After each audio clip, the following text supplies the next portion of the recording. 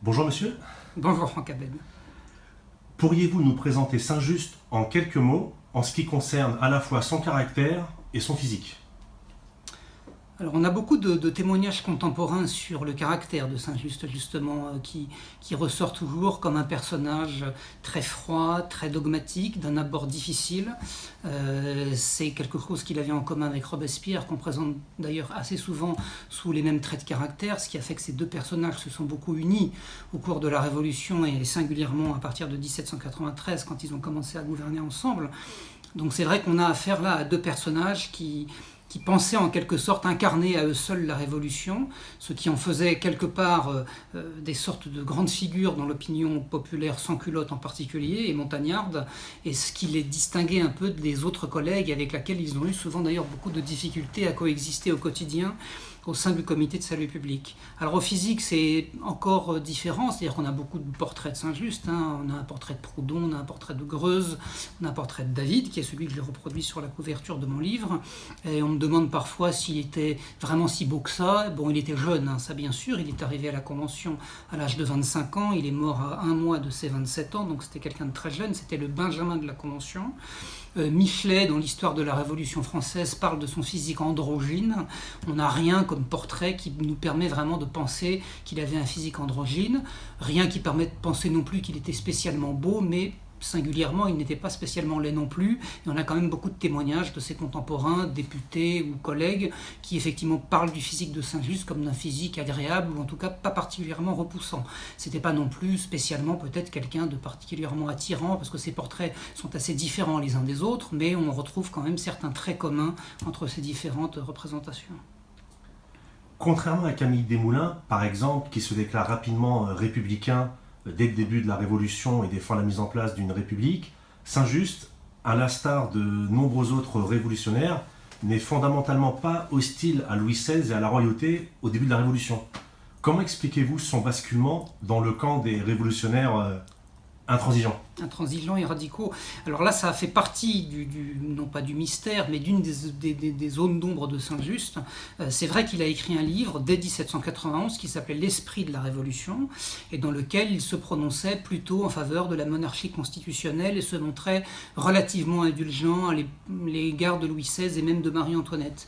Comme beaucoup d'ailleurs de ses contemporains, c'est vrai que vous parlez de Camille Desmoulins, on pourrait parler de Brissot, pourrait parler de deux ou trois autres personnalités de cette époque qui ont été républicains au sens actuel du terme très tôt, mais ils étaient très peu nombreux. Même Robespierre ne s'est pas affiché comme ouvertement républicain dès la réunion des États généraux en 1789. Ça a été un processus très progressif. Alors il y a des phénomènes, des événements qui ont pu faire basculer tous ces personnages progressivement vers une certaine radicalité républicaine ou révolutionnaire, et on pense bien sûr par exemple à la fuite du roi à Varennes, qui a été un vrai tournant pour beaucoup de personnes. On pense à ce qu'on a appelé le massacre du Champ de Mars, où des pétitionnaires ont été fusillés par la garde nationale alors qu'ils venaient demander la déchéance du roi. Donc il y a une accélération des événements à partir de la fuite du roi en juin 1791, et puis ensuite qui s'accentue avec la déclaration de guerre, avec la crise religieuse, avec la crise économique, la crise politique, et qui fait qu'un certain nombre de gens comme Saint-Just basculent petit à petit dans la République. On a une lettre de lui qui date de 1792 où il parle d'une fièvre républicaine qui l'anime. Donc on peut déjà voir qu'à partir de ce moment-là, il bascule progressivement vers la radicalité. Et d'ailleurs, dès qu'il va rejoindre la Convention en septembre 1792, il va siéger très rapidement sur les rangs des montagnards et auprès de Robespierre et des quelques figures emblématiques de ce camp politique. Est-ce que Saint-Just fut initié en franc-maçonnerie? Alors c'est un débat qui a été effectivement soulevé par beaucoup d'historiens. À vrai dire, on n'a pas beaucoup de certitudes, on se base sur certaines choses comme le fait qu'il utilisait le mot frère dans sa correspondance, mais beaucoup de révolutionnaires utilisaient le mot frère ou ami dans leur correspondance à l'époque. On ne peut pas être certain que ce soit vraiment une preuve. Voilà, certains historiens ont voulu avancer quelques détails. Il aurait eu chez lui un décor avec une toile noire avec des larmes d'argent qui aurait signifié ceci ou cela. Mais bon, la plupart des conclusions que j'ai pu lire ne permettent pas d'affirmer de façon absolument certaine qu'il a vraiment été initié à la franc-maçonnerie. On n'a pas de preuves absolument déterminantes là-dessus. La radicalité de Saint-Just est-elle pour lui une façon de compenser son jeune âge, ou était-il radical de manière intrinsèque? Difficile à dire, évidemment, bien sûr. On peut penser que comme il était très jeune, il avait besoin de s'affirmer plus que les autres. Alors celui qui venait juste derrière lui, si j'ose dire, un autre député qui s'appelait Jean-Lambert Tallien, qui n'avait peut-être pas les mêmes opinions que lui sur le plan politique, social ou économique, mais en tout cas, oui, on peut supposer que cette radicalité était une manière de compenser son jeune âge. C'est d'ailleurs ce que j'ai avancé. Mais maintenant, voilà, on ne peut pas tout expliquer comme ça. On peut quand même classer Robespierre parmi ce qu'on peut appeler les radicaux. On peut discuter du terme. Et Robespierre avait 10 ans de plus que Saint-Just, quasiment. Donc l'âge ne suffit pas, bien entendu, à expliquer l'opinion plus ou moins radicale, plus ou moins républicaine, plus ou moins autoritaire, plus ou moins terroriste de telle ou telle personnalité. Et on peut être radical en étant très âgé, bien entendu. Est-ce que c'est un bon orateur? Alors c'était un bon orateur, il faisait des discours très longs, hein, et on a souvent insisté sur le fait que Saint-Just avait souvent des phrases très courtes pour aller à l'essentiel très rapidement, qu'il était très concis, mais en même temps quand on lit les discours de Saint-Just, il y en a qui sont effectivement longs de dizaines de pages. Maintenant sur sa façon de s'exprimer, une thèse a été soutenue il y a quelques années sur l'art oratoire de Saint-Just. On n'a évidemment pas d'enregistrement qui pourrait nous permettre de savoir comment il s'exprimait, les témoignages là-dessus sont assez rares, mais on peut quand même supposer par quelques témoignages indirect qu'il avait un vrai don pour la parole et que ce don pour la parole allié à cette inflexibilité des principes fait qu'il s'est très vite distingué au sein de la Convention nationale parmi ses collègues et que très vite il a été, si j'ose dire, remarqué par la représentation nationale qui comptait quand même plus de 745 députés, donc c'est vrai qu'il fallait quand même avoir certains traits de caractère, oratoires ou autres, pour se distinguer, et c'est ce qui fait qu'il a effectivement monté, si j'ose dire, les marches du pouvoir très rapidement, notamment à la faveur de ce don, effectivement. Et concernant son style littéraire, d'avant la Révolution et pendant la Révolution, est-ce qu'il y a une évolution? Est-ce que c'était un bon écrivain? Ou est-ce que c'était un très bon écrivain? Oui, alors on tombe dans l'histoire littéraire proprement dite, c'est difficile parce qu'évidemment il écrit dans un style déjà du XVIIIe siècle qui est parfois assez abscon, mais dans le cas de Saint-Just, c'est vrai qu'on a parfois du mal à suivre le fil de sa pensée. Pour avoir lu la totalité de ses œuvres complètes qui ont été rééditées chez Folio en 2005, je crois, eh bien c'est vrai qu'il faut quand même vraiment être très attentif au sens des mots, à la construction des phrases, pour arriver à suivre la pensée de Saint-Just, qui est quand même une pensée qui est difficile à décrypter. Maintenant, le talent littéraire, il est là, c'était un garçon très précoce, il a écrit dès qu'il avait 15 ou 16 ans, son Esprit de la Révolution est sorti en 1791, il a écrit un énorme poème qui s'appelle Organ, qui fait près de 8000 vers, qu'il a dû rédiger entre 1783 et 85-87 à peu près, donc une œuvre qu'on peut appeler de jeunesse. Donc c'est vrai que c'est un garçon qui très tôt a voulu écrire parce qu'il aimait ça et surtout parce qu'il savait que c'était une manière de se distinguer. Il n'a pas été le seul, hein, bien sûr.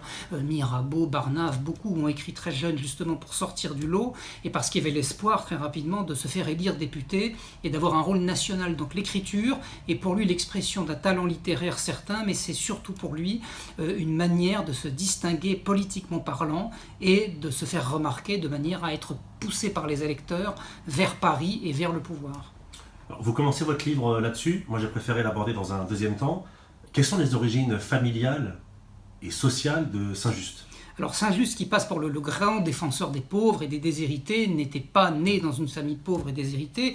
Il est né quand même dans un milieu rural. C'est important de le rappeler parce que beaucoup des grandes figures de la Révolution, je parle encore de Robespierre qui est né à Reims, ne sont pas nés dans un milieu rural et n'ont pas été environnés de paysans, d'agriculteurs, de petits commerçants, de boutiquiers tout le long de leur jeunesse. Donc c'est vrai que lui, pour être né dans la Nièvre et pour avoir vécu à Blérancourt, dans l'Aisne, a vraiment eu une enfance environnée par un milieu vraiment profondément rural et il a très vite connu les difficultés que pouvaient connaître les paysans dans un monde où les communautés religieuses et les seigneurs détenaient l'essentiel des terres à l'époque, bien sûr, dans une époque un petit peu pré-capitaliste qu'il a d'ailleurs voulu préserver dans sa philosophie et sa pensée politique ultérieure. Après, sa famille évidemment était relativement aisée puisque son père notamment était receveur, c'est-à-dire qu'il prélevait les impôts à la place du seigneur du lieu. Sa mère était issue d'une grande famille de commerçants, donc c'est vrai qu'il a évolué dans un milieu qu'on pourrait appeler un milieu de notables, et son père à Blérancourt faisait partie des 3, 4, 5 grandes figures du village, donc on ne peut pas dire que Saint-Just a vécu dans un milieu déshérité, même si lui ensuite s'est fait encore une fois l'avocat des plus malheureux, comme il les appelait, mais il a vécu dans un milieu quand même, dans une relative aisance pour l'époque et pour le milieu dans lequel il a évolué. Très bien. Quelles sont les principales idées politiques défendues par Saint-Just pendant la Révolution ? Alors c'est une vaste question parce qu'évidemment Saint-Just a plein de facettes différentes. Sa pensée politique, on peut si on veut, la concevoir sous l'angle de la cité idéale qu'il envisageait sur le plan de la société révolutionnaire telle qu'il la concevait. Là, il faut lire ce qu'on appelle ces fragments d'institutions républicaines qui sont en fait des bouts de pensée qu'il a jetés sur le papier en 1794 et qui composent un ensemble plus ou moins homogène de la manière dont il concevait la société.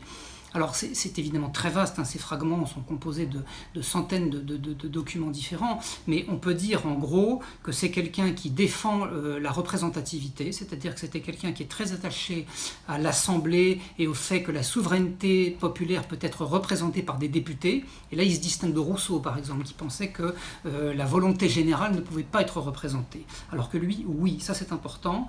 Saint-Just dans sa pensée est quelqu'un qui se méfie énormément de l'État et en particulier de la bureaucratie, de ce qu'on appellerait aujourd'hui peut-être la technostructure, c'est-à-dire qu'il considère que les fonctionnaires doivent être soumis au contrôle de censeurs au sens romain du terme, parce qu'ils ont toujours tendance à faire écran entre l'Assemblée et le peuple, et ils ont toujours tendance à être portés vers la corruption et non pas vers l'intérêt général. Et surtout, Saint-Just était quelqu'un qui était très attaché à la défense d'une société de petits propriétaires et de petits producteurs. Saint-Just, c'est pas Gracchus Babeuf, c'est-à-dire l'apôtre du communisme sous le Directoire. Saint-Just n'a jamais voulu abolir la propriété privée, sauf quand il a fait voter ce qu'on appelle ce décret de Ventose, où il voulait que le séquestre des biens des suspects soit mis au profit des sans-culottes déshérités. Mais c'est quelqu'un qui n'a jamais voulu proclamer ce qu'on appelait à l'époque la loi agraire, c'est-à-dire le partage universel de toutes les terres et l'abolition totale de la propriété privée. Donc c'était plutôt quelqu'un, comme Robespierre et comme beaucoup de montagnards, qui défendait l'idée d'une société de petits producteurs indépendants à l'abri du fisc, qui détiendraient une chaumière, quelques instruments pour être autosuffisants. Donc il avait une vision très, oui, encore une fois, très pré-capitaliste de ce que devait être l'économie. Il a été très influencé par les écrits de Montesquieu, ce qu'on appelle les écrits physiocratiques, qui mettent l'agriculture bien en avant par rapport à l'industrie ou au commerce, qui le distinguait beaucoup des Girondins. Et puis c'est quelqu'un qui a beaucoup défini la notion d'institution. Alors il ne faut pas l'entendre comme on l'entend aujourd'hui, ça n'a rien à voir avec les institutions de la Ve République. Ce qu'il appelle les institutions, ce sont les règles et les normes de la vie sociale et de la vie civile. L'amitié, pour Saint-Just, est une institution. Il considère que l'amitié était un devoir et que deux amis qui, par exemple, avaient combattu ensemble à l'armée devaient être enterrés dans le même tombeau. C'était une obligation de déclarer ses amis dans un temple régulièrement une fois par an. Donc voilà un peu la façon dont Saint-Just envisageait la société révolutionnaire, une société un peu spartiate, puisqu'il avait également en matière d'éducation des notions assez rigides. Il envisageait une éducation basée sur l'éducation militaire dès l'âge de 10 ans pour des enfants et des adolescents qui devaient dormir à même le sol. Donc il avait comme ça cette conception assez sévère d'une société qui aurait le culte des vertus civiques et qui proclamerait l'être suprême, puisque Saint-Just, comme Robespierre, était déiste et non pas du tout athée, et considérait que la religion était la base fondamentale de toute société civilisée. Saint-Just était contre la peine de mort. Pourtant, il vote la mort du roi sans état d'âme, comme il envoie à la guillotine nombre de ses ennemis, dont certains furent d'anciens alliés politiques. Comment expliquez-vous ce paradoxe ou cette incohérence apparente ? C'est le même paradoxe que celui que l'on rencontre encore une fois chez Robespierre, qui était également adversaire de la peine de mort en 1789, puisqu'il a même proclamé tout à fait qu'il était hostile à cela. Je rattache ça tout simplement, si j'ose dire, à l'évolution idéologique et intellectuelle et politique de Saint-Just dont on a parlé tout à l'heure, c'est-à-dire le fait que la violence peut être nécessaire pour obtenir des résultats politiques en faveur du peuple et de ses droits.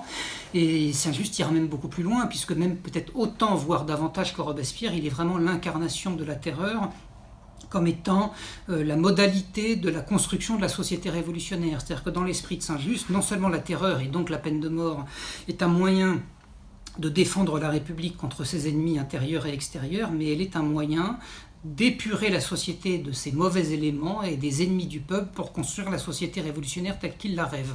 Donc c'est vrai que cette opinion vis-à-vis de la peine de mort, elle est progressivement transformée au fil de sa métamorphose politique, au fil de la Révolution, comme sur beaucoup de sujets d'ailleurs. Saint-Just a déclaré en 1793, donc au début de l'année 93, alors qu'on rentrait peu à peu dans ce qu'on appelle traditionnellement la terreur, qu'il était opposé à toutes les lois violentes sur le commerce. En gros, il était plutôt libéral en économie, et il a fini par devenir taxateur, par obtenir des résultats en matière de réquisition lors de ses missions aux armées. Et donc, comme beaucoup de tous ces montagnards qui étaient plutôt libéraux en économie au début de la Révolution, voire en 1793, sont devenus progressivement étatistes, taxateurs, interventionnistes, parce que dans une circonstance comme celle de la guerre civile, de la guerre étrangère que connaissait la Révolution à l'époque, eh bien, tous ces gens estimaient qu'il fallait adapter la situation politique à la réalité du terrain. D'où viennent les surnoms de Saint-Just, d'archange de la Révolution ou d'archange de la Terreur ? Alors l'archange de la terreur, c'est Malraux qui a inventé cette expression, qui lui-même s'est inspiré d'une expression de Michelet, l'historien du 19e siècle, qui lui parle de l'archange de la mort.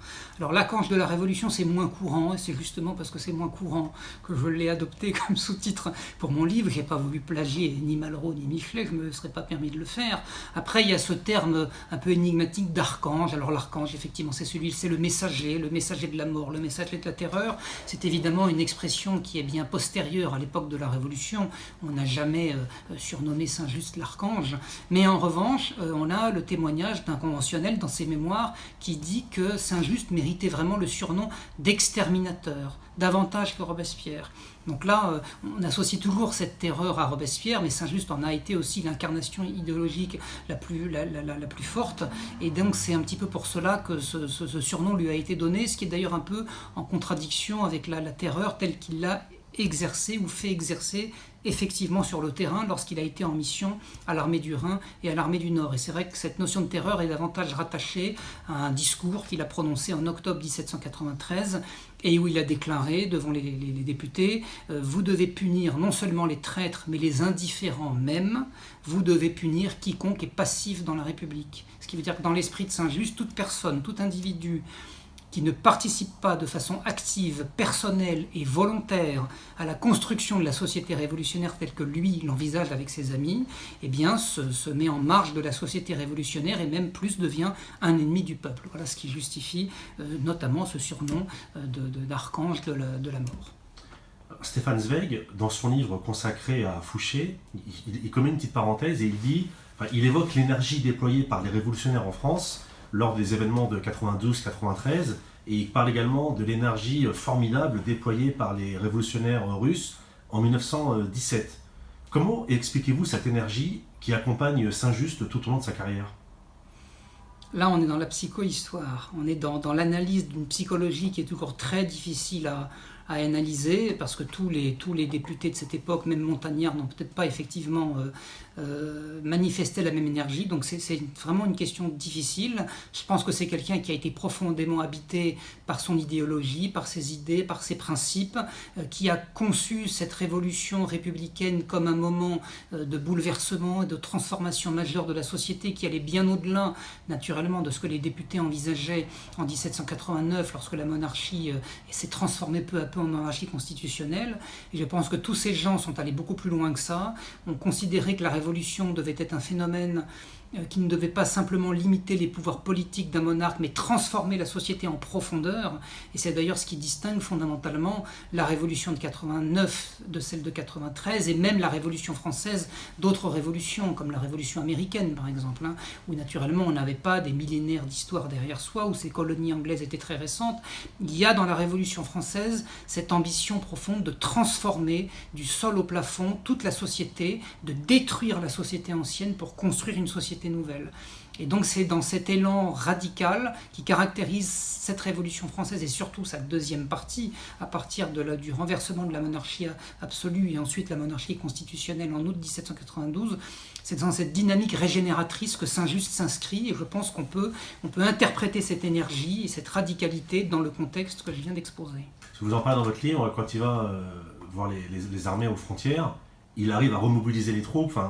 c'est pas qu'un homme, c'est pas qu'un intellectuel, c'est aussi un meneur d'hommes. Exactement, alors ça c'est très important. Je reviens encore à Robespierre, pardonnez-moi, mais on associe tellement les deux que c'est inévitable. Robespierre était un homme de tribune et un homme de bureau. Robespierre a rarement mis les pieds hors de Paris, c'est-à-dire hors du Palais des Tuileries ou du Club des Jacobins. Saint-Just, c'est important, et non seulement un intellectuel qui conçoit une société, qui rédige des discours et des rapports, mais c'est quelqu'un, vous avez raison, qui est sur le terrain, qui agit militairement parlant, puisque la Convention l'a envoyé à l'armée du Rhin et à l'armée du Nord pour participer à la défense nationale. Et donc c'est très important effectivement de rappeler ce côté très concret de Saint-Just, qui est à la fois un homme de tribune, un intellectuel, un penseur et quelqu'un qui sur le terrain agit, sur le terrain militaire en particulier, mais également dans le domaine social, dans le domaine économique, dans le domaine politique. Donc c'est quelqu'un qui est assez frappant dans une espèce de polyvalence qui le caractérise. C'est quelqu'un qui a touché à beaucoup de domaines. Robespierre, par exemple, on le sait aujourd'hui, ne s'intéressait pas beaucoup aux questions économiques. Alors que Saint-Just, lui, a fait des rapports entiers sur les assignats, sur l'inflation, sur les problèmes de subsistance. Donc c'est quelqu'un qui avait une réelle conscience des problèmes concrets des gens, qui explique peut-être aussi le fait qu'il a eu cette enfance dans ce milieu rural dont je parlais tout à l'heure. Je pense que ça l'a beaucoup influencé. Et donc c'est quelqu'un qui a été peut-être beaucoup plus confronté aux difficultés matérielles, sociales de ses concitoyens par rapport à d'autres députés qui sortaient très peu de leur palais et qui considéraient d'ailleurs dans un certain mépris le monde rural, le monde paysan, qui ne parlait pas à beaucoup de ces conventionnels qui étaient essentiellement d'une culture urbaine. Mais c'est Karl Marx parle même de la révolution bourgeoise. Enfin... Bien sûr, la révolution bourgeoise. Robespierre était connu pour ne pas avoir de maîtresse ou d'amant. Et dans votre livre, vous dites que beaucoup ont considéré à l'époque que Saint-Just fréquentait les prostituées. Vous avez un commentaire à faire là-dessus ? On sait qu'il a fait une fugue en 1786 pour rejoindre Paris parce qu'il avait des problèmes avec sa mère, il avait eu une déception amoureuse. On sait qu'il a fréquenté le quartier du Palais Royal, qu'il a assisté à des pièces de théâtre qui se jouaient à l'époque du Palais Royal, et on sait qu'au XVIIIe siècle et à la fin du XVIIIe siècle, le Palais Royal était très largement fréquenté par la prostitution. C'était le haut lieu de la prostitution à Paris. Donc je n'ai pas le souvenir qu'on ait une preuve matérielle extrêmement tangible du fait qu'il ait pu consommer au moment de son passage à Paris. En revanche, ce que l'on sait, c'est qu'il a eu très peu de liaisons sentimentales. Une première avec une jeune femme de la région de Blérancourt qui était la fille d'un notaire et avec laquelle il n'a pas pu se marier parce qu'elle était promise à un autre fils de notaire et qu'à l'époque évidemment il y avait une endogamie très forte entre les milieux professionnels. Et puis ensuite il a convolé ou essayé de convoler avec la sœur de son ami Philippe Lebas, qui était une jeune femme de 18 ans et avec laquelle on n'est même pas non plus certain qu'il y ait eu, si j'ose dire, consommation physique. Donc la vie sentimentale et encore plus sexuelle de Saint-Just est un grand voile de vapeur dans lequel il est bien difficile de voir clair, et en tout cas il apparaît à peu près certain au vu des documents et au vu de tout ce qui a pu être écrit sur ce personnage dès le milieu du 19e siècle que sa vie sentimentale a été quelque chose d'extrêmement évanescent, qu'il n'a pas eu le temps de s'accomplir de ce point de vue. Il n'a pas eu d'enfants, il a eu des sœurs en revanche qui elles ont pu se marier plus tard au 19e siècle, mais lui n'a de ce point de vue, il n'a eu qu'une vie publique. On peut dire qu'il n'a eu en réalité qu'une vie publique et pratiquement pas de vie privée. Avant-dernière question, quels étaient les rapports entre Robespierre et Saint-Just ? Est-ce qu'on peut les qualifier d'amicaux ? Est-ce qu'ils étaient empreints de respect ou est-ce que c'était simplement des relations professionnelles, on va dire, ou politiques ? Non, ça allait au-delà du politique, c'est évident. La première lettre que Saint-Just a écrite à Robespierre date du mois d'août 1790, donc c'est bien avant qu'ils n'aient l'occasion de travailler ensemble au comité de salut public, mais Saint-Just ne connaissait pas Robespierre personnellement à l'époque. Il lui a écrit parce que les marchés de Coucy, de Blérancourt étaient susceptibles d'être transférés à Coucy-le-Château, et donc il a écrit à Robespierre, qui était alors député à l'Assemblée constituante, pour demander son aide. Et puis les deux se sont retrouvés ensuite. Et il y a une vraie proximité entre les deux, c'est-à-dire que Saint-Just et Robespierre, c'est pratiquement la même personne, à l'exception du fait, comme on l'a dit tout à l'heure, que Saint-Just connaissait, entre guillemets, le terrain infiniment mieux que son ami. Il y a une proximité idéologique, c'est-à-dire la défense, encore une fois, de la société de petits propriétaires qu'il voulait défendre, le fait de considérer la terreur comme une nécessité pour régénérer la société et aboutir à la société révolutionnaire dont ils rêvaient tous les deux. Donc il y a une grande proximité idéologique entre les deux, et il y a une grande proximité dans le caractère. Deux personnages très dogmatiques, très susceptibles, probablement très orgueilleux, qui tous les deux ont beaucoup de problèmes relationnels tout à l'heure on l'a dit, avec leurs collègues. Donc il y a une proximité intellectuelle, politique, idéologique et de caractère entre deux personnages qui est tout à fait évidente, que tout le monde avait remarqué. On parlait souvent en 1794 du triumvirat que formait ou qui était censé former Robespierre, Saint-Just et Couthon. Georges Couthon, un député un petit peu moins connu, mais c'est vrai que Robespierre et Saint-Just étaient indissociables dans l'esprit de tous les conventionnels, et d'ailleurs ils ont été renversés en même temps, le même jour, quasiment à la même heure, et ils sont morts en même temps et ont été traînés à l'échafaud dans la même charrette. Dernière question, finalement après tout ça, quelle image faut-il retenir de Saint-Just ? C'est très difficile, il y a tellement de choses à retenir. C'est un personnage assez paradoxal, c'est-à-dire qu'on a un Saint-Just monarchiste au début qui devient républicain ensuite, mais ça il n'a pas été le seul. On a un adversaire de la peine de mort qui devient l'apôtre de la terreur. On a quelqu'un qui était libéral sur le plan économique et qui devient taxateur à la fin. On a un archange de la terreur qui, en même temps aux armées, promeut des officiers pour qu'ils deviennent généraux, fait distribuer des pensions aux veuves et aux personnes déshéritées. Donc c'est un personnage très ambigu, comme beaucoup d'autres d'ailleurs. On n'a pas entièrement cerné le personnage de Saint-Just, ça reste encore aujourd'hui une sorte d'énigme. Mais ce qui est assez intéressant à analyser, c'est cette espèce de flèche où on a un Saint-Just qui arrive en septembre 1792 à la Convention nationale. Personne ne le connaît, il n'a eu aucun mandat électif, comme on dirait aujourd'hui. Il n'a pas siégé ni à la Constituante ni à la législative. Et 6 mois après, il se retrouve au Comité de salut public, dans ce petit cénacle de 12 personnes qui gouvernent entièrement la France. Et il reste encore aujourd'hui l'incarnation de la révolution républicaine et terroriste telle qu'on l'imagine aujourd'hui. Donc il faut retenir l'image d'un jeune homme inflexible, très à cheval sur ses principes, très rigoureux, jeune, très pur dans le bon et dans le mauvais sens du terme, et qui est aujourd'hui encore vraisemblablement une des incarnations les plus fortes de la révolution de l'an 2, dans ses aspects à la fois les plus idéalistes et les plus sombres. Merci beaucoup. Merci beaucoup Franck Aben.